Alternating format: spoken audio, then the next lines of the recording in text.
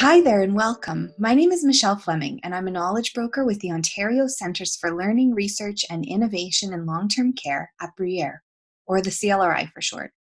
Thank you for joining us today for our session about facilitation strategies for inclusive conversations. In line with the Truth and Reconciliation Commission and in the spirit of reconciliation, we begin this presentation by acknowledging the land on which this session was organized. While we are gathered virtually, Bruyere is located on the traditional unceded territory of the Algonquin Anishinaabeg people.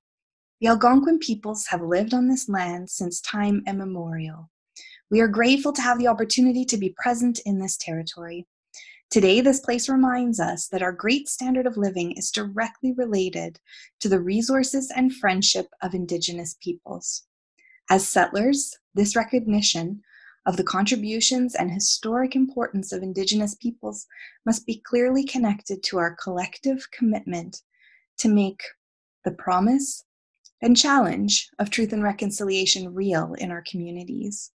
Personal commitment statements can help each of us to connect us to the statements that can easily be taken for granted. As a settler, my personal commitment is to continually reflect on my own privilege, the language I use, and to engage in ongoing learning. For those of you that are not aware, I wanted to spend a couple of moments telling you about the Ontario CLRI. The Ontario CLRI strengthens the quality of life and care for residents across the province. We are a program of the Ministry of Health and the Ministry of Long-Term Care and act as a resource for the sector to enhance the health and well-being of the people who live and work in long-term care. We do this by providing education and training, by sharing research and innovations, by identifying and developing resources for long-term care homes. We partner as well with the long-term care sector to provide solutions for priority issues, including COVID-19 related challenges, as well as challenges related to the future workforce. We're funded by the Government of Ontario, and we're hosted at 3 different sites: at Bruyere, at Baycrest Health Sciences, and at the Schlegel UW Research Institute for Aging. One of the primary initiatives that I am involved with, the Ontario CLRI, is our work around diversity and inclusion. This work involves partnering with a number of different individuals and organizations from across the province. Today, I am joined by Kensington Health to deliver this presentation to you about how to facilitate inclusive conversations. So I'll turn it over to Darla. Hi, my name is Darla Matheson, and I'm the Director of Quality and Risk for Kensington Health in Toronto. I'm also a founding member of the Ontario CLRI's Supporting Diversity and Inclusion in Long-Term Care Advisory Group. Kensington Gardens is the name of our long-term care home, which is one of 8 programs that are part of our organization. We're located in the Kensington Market area downtown, which has a very rich, diverse history. And it's important for us to ensure that we respect the differences of all the people in our community, while understanding that we really have way more in common with each other than we have different from each other. At Kensington Health, my role is to lead the quality team and support each of the program areas to ensure that we provide the best care and the best services possible. We have a fairly new diversity committee at Kensington, and although I'm not a member of the committee, I've supported the committee to start using some of the pieces of the toolkit that was developed by the CLRI's advisory group. Our diversity committee chose to call themselves the WRAP committee, WRAP, which stands for We Respect All People. And I think they chose a great name that encapsulates a value that we try to live out each day in our organization. It can be challenging sometimes to know where to start when it comes to tackling such complex issues as systemic racism, discrimination, and prejudice. In this presentation, we will outline some specific strategies for long-term care leaders to establish guiding principles that are rooted in inclusion, that foster a space that supports openness, as well as how to handle some of those tough moments sensitively and attentively. With an increasing focus on equity in Canada and an understanding of the health impacts of systemic oppression on those who are marginalized by our society, there is a growing need for inclusive care and services in long-term care. It's important that we remember that conversations around identity, discrimination, and prejudice are deeply personal, and these conversations may involve emotional responses and potential conflicts. Leaders can set the stage by utilizing facilitation strategies that are learned in the session to establish safety, to reinforce collective commitment to inclusion and equity, and to identify steps for healing, and acknowledge difficult thoughts, feelings, and experiences of participants, and perhaps of yourself as well. Learning to create this atmosphere will enable leaders to support teams making changes within the organization, to break down systemic barriers, and ultimately to become homes that are more inclusive for everyone. Today, we'll provide some strategies that you can use in your day-to-day work, some thoughts for you to consider, and some resources that can help you along your way. As long-term leaders, we play a very important role in any efforts towards inclusion in our organizations. Think for a moment about what type of leader you want to be. What kinds of things do you want people to say about you, about your leadership style? Do you want to create an atmosphere that brings the best out in your team? I think all of us have that goal in mind.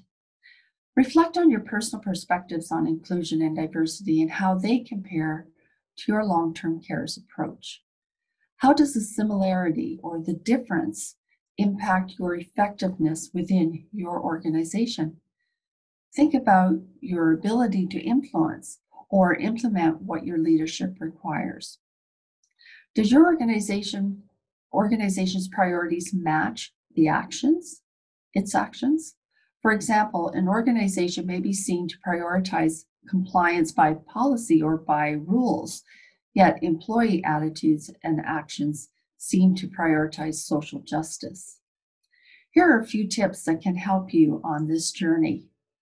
Build relationships with your staff so that they're comfortable with you and they trust you to have conversations about their thoughts and feelings around difficult topics. Find ways to help people be successful, celebrate their uniqueness, celebrate their strengths. We all understand that we're in the people business and staff are part of our business. And they won't tell you things if they don't feel like they know you and if they're not comfortable with you. Be open-minded. Have open ears to listen more than you speak. Sometimes that's hard to do as a leader, but it's a very important skill to develop. Have an open door policy. Walk about on different shifts. Know everyone's name. What's important to them? What are their accomplishments? How do they contribute to the success of your organization?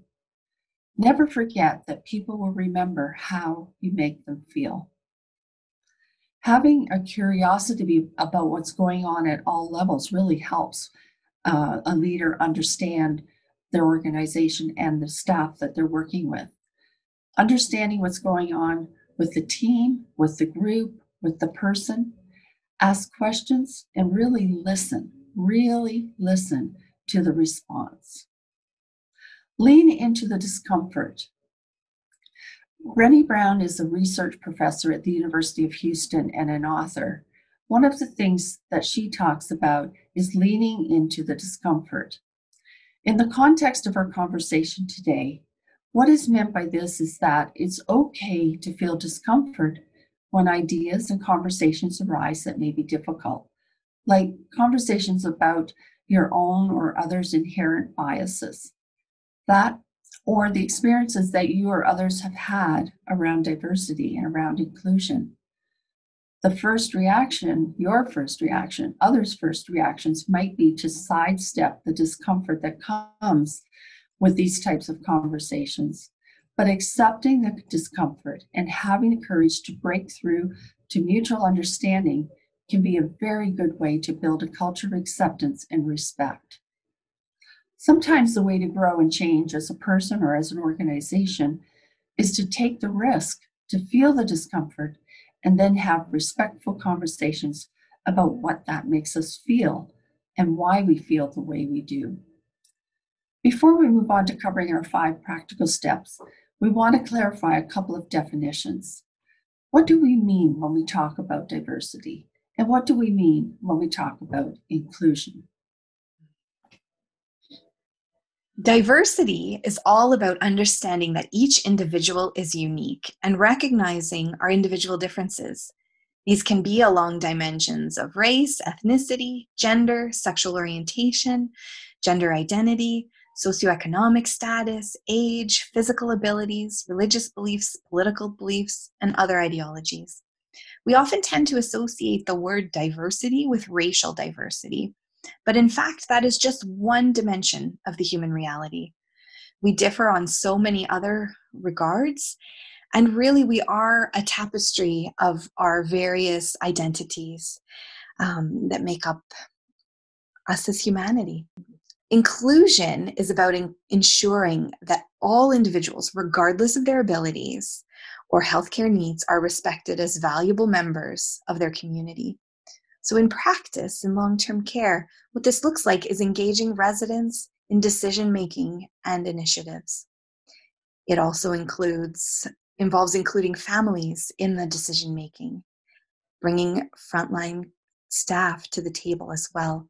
To be fully inclusive, it is important to empower folks and to make effort to remove any barriers to participation, particularly for members of groups that are marginalized by society.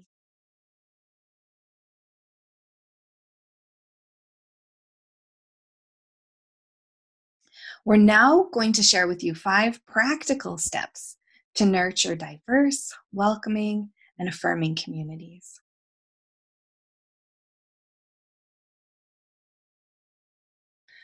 The first step is to identify your own unconscious biases. Spend some time reflecting inwards before you start trying to have these conversations within your organization. We all have our own unique set of bias, which are based by our life experiences or shaped by our life experiences and the society that we grew up in, our family. Identifying your own biases doesn't make you a bad person. In fact, it can serve as a reminder of how pervasive social conditioning can be. The CLRI's Diversity Toolkit offers some self-reflection questions to begin this personal reflection. There are also some tremendous online resources that we link within the toolkit. You can visit Harvard's Project Implicit, which can help you explore your own bias regarding gender, race, age, skin tone, sexuality, weight, and much more. The second thing that you can do is adjust your speaking style and your language. One of the ways to do this is to use inclusive language. So instead of using, hey guys, use folks. When you are referring to a theoretical person, instead of saying he or she, use they instead. Listen to your language and listen to when you are saying things that are gendered, that don't need to be, and make it more inclusive. One of the things to keep in mind when we're talking about language is that there's a difference between respectful and appropriate language for those that belong to a group, so the in-group, and for those who don't belong, the out-group. There are certain terms that may offend when they're used by somebody from outside of that specific community. An example of this is the word queer, which has been reclaimed by some folks within the 2S LGBTQ community, but is not a word that should be used by those who are not. And the reason for this is that for many folks that are LGBTQ, this word carries with it a lot of weight and hurt and pain because it has historically been used as a slur. So it's really important that we're mindful of these things when we're engaging with people. It's important to listen to what people use in terms of their own language to describe themselves and go along with what they are using and what they are comfortable with and what they tell you. And if you're not sure, ask. You want to avoid using descriptors that refer to a person's race, gender, sexual orientation, disability, or age, unless these descriptors are relevant to the story that you're telling. So for example, noting that an individual uses a wheelchair This would be appropriate if you were maybe writing a news story about accessibility concerns within an organization. But if that's not what you're talking about and it's not relevant to the story, leave that piece out. And try to catch yourself, because it's something that I think happens pervasively and we don't intend any harm by it. It's just, as you know, we've talked about already, the social conditioning that we experience is very powerful. Take some time and listen to your own language, and take some time as well to learn what is respectful and appropriate from the many resources that are available to you. Provide opportunity for people to share their pronouns. You can model this by introducing yourself using your own pronouns, or if you're gathered on a virtual meeting, you can include your pronouns with your name. What this does is it helps create a space where people can see that this is something that you understand and that inclusion is something that's important to you, and you open up the opportunity for others to share in the same way. You also invite the opportunity, if someone is not sure why you're doing that they might ask you a question about it. And this gives you an opportunity to explain why this is important and why this matters. Another thing that you can do is have a land acknowledgement at the beginning of meetings and presentations, as we have done today. This is an important step towards our reconciliation and an important piece to also personalize and not just restate the language. Really reflect on it and think about what it means to you, and put pieces of it into your own words. You want to also always affirm all people's contributions to the conversations. Give praise when somebody shares or participates. Say things like, "Thank you for sharing," or "That's a powerful thought," or "Wonderful idea." "Thanks for joining us today." These kind of words can go a long way for helping to make sure that everyone around the table feels included, particularly if you have someone participating who maybe doesn't tend to open up and share very often.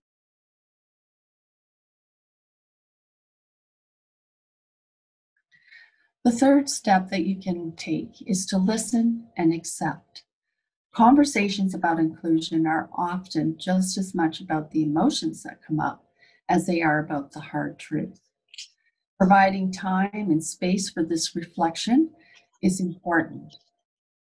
Approach conversations with curiosity, a healthy curiosity, a curiosity about how someone feels, about why they think the way they do, or why they make decisions the way they do, or what's important to them. Have a genuine desire to understand and consider the perspectives of other people.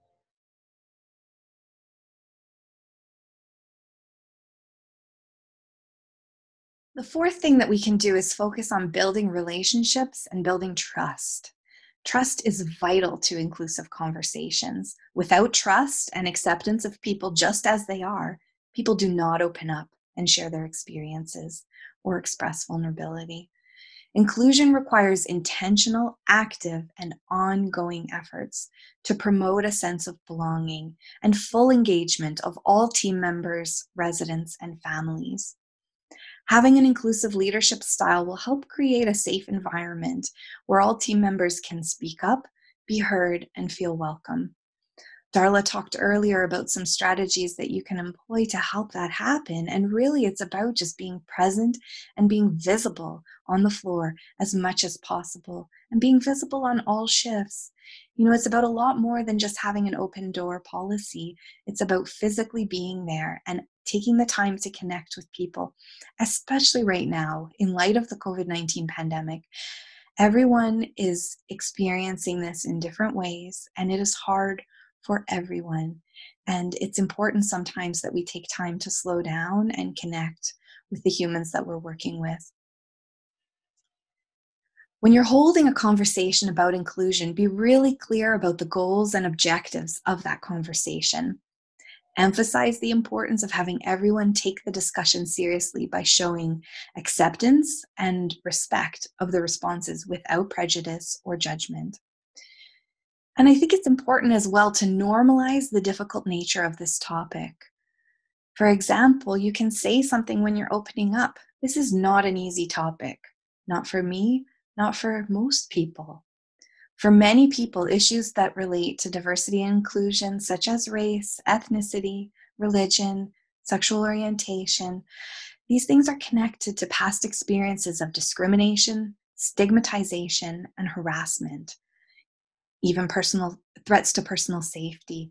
This can be painful to consider and think about and bring up for people. So it's important that we talk about the fact that this is hard and that you're aware of the fact that you might be bringing things up for folks that is difficult. So there's the importance of having a good debrief with folks after the fact and take time to connect with people who perhaps appeared during a session to seem uncomfortable. Take some time one-on-one with them afterwards. At the beginning of these conversations, it's really important that we establish some clear guiding principles. Emphasize that everybody's here to learn from each other. This is a topic that we're all learning about, and you want to establish a really respectful dialogue process and determine that dialogue process with input from all the participants that are at the table. When people openly agree to abide by their own rules of behavior, this creates a climate of safety and builds trust. So some examples of what guiding principles could look like: identify the behaviors that you want. So for example, active, respectful listening. And what does that look like? And you want to identify some behaviors that you don't want. So we don't want to be isolating or singling out others. You want to talk about as well the values. What are the things that you want to uphold? What's important to you?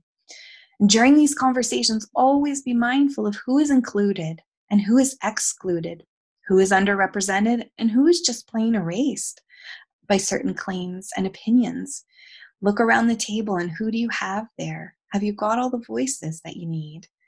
And you want to handle the tough moments that most likely are going to happen in an attentive and sensitive way. If hostility emerges, it can be difficult to diffuse. Some helpful strategies include to remind participants of those guiding principles and the goals of the discussion that you laid out at the beginning. Point out where participants have common opinions without insisting on agreement. It's okay to disagree. There are all sorts of perspectives in this world, and there's room for everybody. But what you want to do is hold space for those differing opinions and understandings and perspectives, and try to help people to understand where the others are coming from.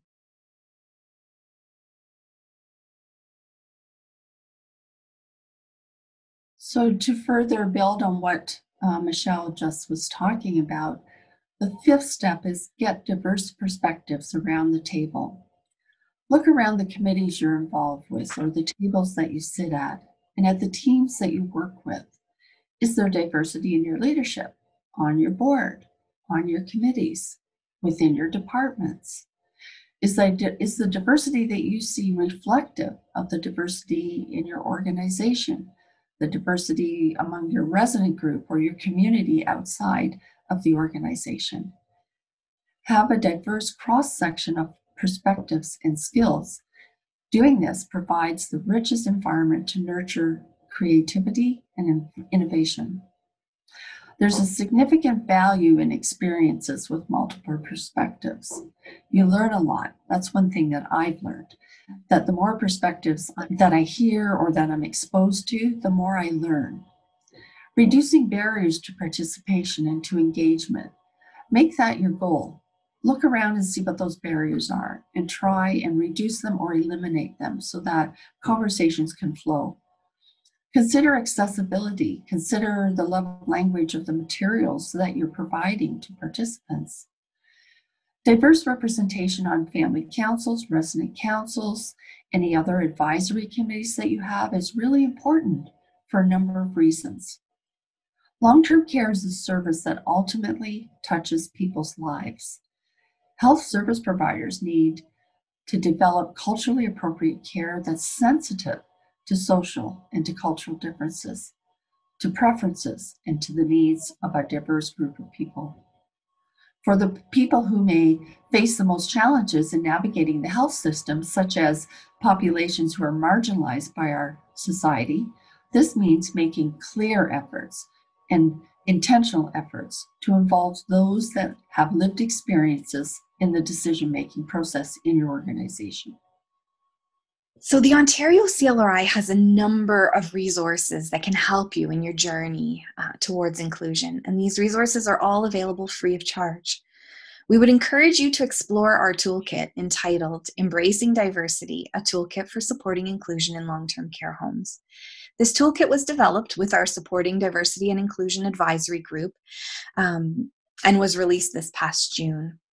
Our dynamic group of stakeholders included people working in long-term care, researchers, sector partner organizations, as well as individuals with lived experience, including residents from the Ontario Association of Residents' Councils. The toolkit is available to download on our website, and it's also available in print if you'd like to request a printed copy. The toolkit includes an organizational assessment tool, which we adapted to the long-term care context. It's from a tool that was originally created by the Regional Municipality of York and subsequently adapted by the Diversity Roundtable of Peel. This tool can help you to guide your journey by helping you to assess where you're at and to prioritize the actions that you might take. The assessment tool assesses your organization across 7 domains, and it provides promising practices under each of those impact areas. We have a webinar recording that's available to you that goes over each of those impact areas and provides some suggested practices that you can consider implementing. So I would encourage you to check that webinar out. It's available on our website right where you can find the toolkit. Our toolkit also highlights some homes in Ontario, including Kensington, who have implemented some unique initiatives that you might look to for inspiration. The toolkit also includes some personal reflection exercises that you can do independently to deepen your understanding of equity and inclusion, and also some group learning activities, as well as a series of posters. One of our poster sets is the What Would You Do poster activity, and this was created to spark conversation or following reflection on a series of illustrations that depict microaggressions that can commonly occur in long-term care. For example, the infantilization of residents by team members. So for example, referring to a resident as sweetie when that resident has not told you that that's what they would like to be called.